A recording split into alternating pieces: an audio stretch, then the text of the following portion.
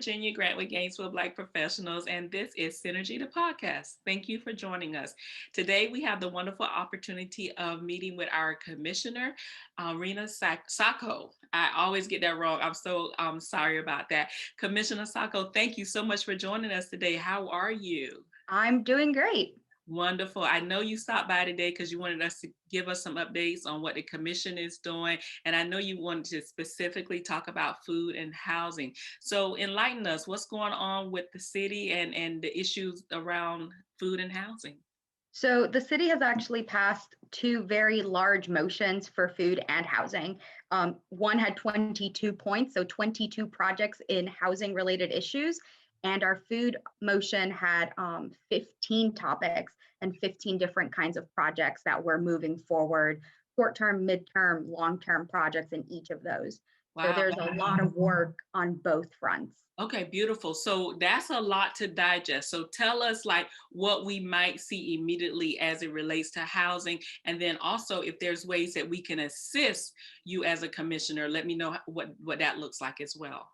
So in housing, one of the things is we have committed funds to education and legal services, which is a huge issue with housing security. And so one of the ways we've done it is education on predatory practices. So if people come knocking down saying we'll give you cash right now if you sell, but it'll be less than the value, they're going to hold it to then build something else on it in 5 years when the value goes up.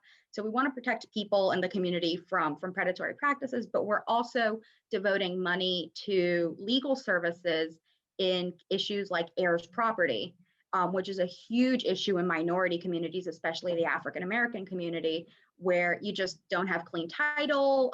There may be back taxes. You don't know where great grandma left all the details for things, or you don't know where all the cousins are. So we are actually devoting money to hiring a legal aid program to cover those cases in the city of Gainesville.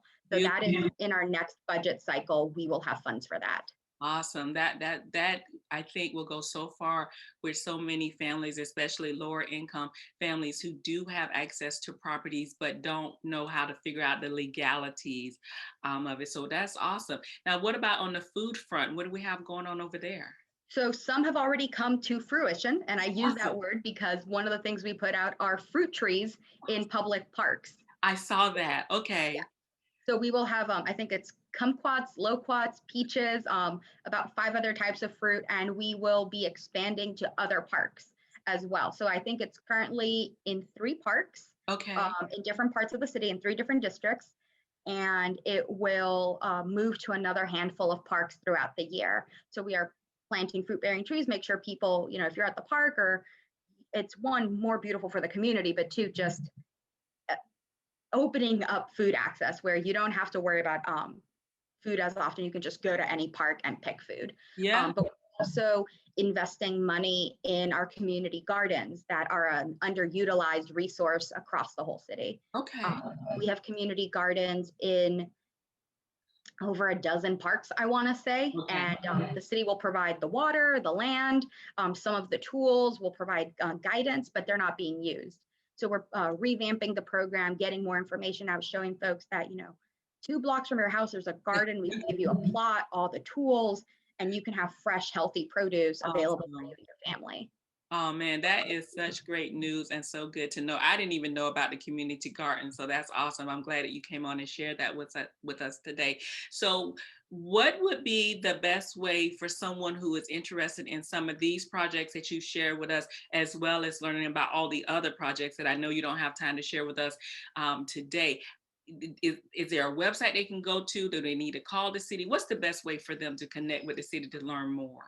So the easiest way is to follow our Facebook page. It gets updated almost daily on new projects. We also have a city newsletter that goes out every day, and it'll give you the updates on the city. And if you go to our main city page, there's a connect with us kind of button, and you can put in your email and it'll give you a daily, here's what's going on in Gainesville. Yeah. And so you can kind of skim, it gives a good headline so you know what each topic is. Mm-hmm. And it'll tell you what's going on in parks, what's going on with GRU, what's going on with the government, with the city government, what's going on in terms of COVID, what's going on in a number of areas depending on the day. So it's a Awesome. quick little daily blurb. Yeah, I actually get that too. I recently added my email to that database, so I get mine too, and it is refreshing. Even like over the winter when it was a little colder, they talked about the shelter nights and stuff like that. So it's very helpful resource. So thank you for coming on. Is there any final thoughts that you want to share with the audience before we wrap up? I think just one other point that we have talked about is that we are looking towards a community grocery store and what that would look like. So we've decided to move forward with the research on how to fund it because it could take a couple $1 million, how the community would want it, where the community would want it. So we are moving forward with the investigative phase on that because we want the community input. We don't want to decide us seven from our dais, this is what the community wants. We want community input. And so we voted to move that forward to start getting community input in the next couple of months on what that project will look like to bring grocery stores to a community that does need it, because food access is a health issue. It is a human issue, and it could solve so many smaller issues if we had that access. Yeah, you're absolutely right. Well, Commissioner, thank you so much for joining me today. Audience, if you want to learn more about these projects and other projects that the city is undertaking, please visit their website, follow their Facebook group, sign up for the newsletter, and pay attention to our newsletter because oftentimes we have little information from the city in there as well. Thank you all for joining us. Thank you, Commissioner Saco. Enjoy your day. Thanks for stopping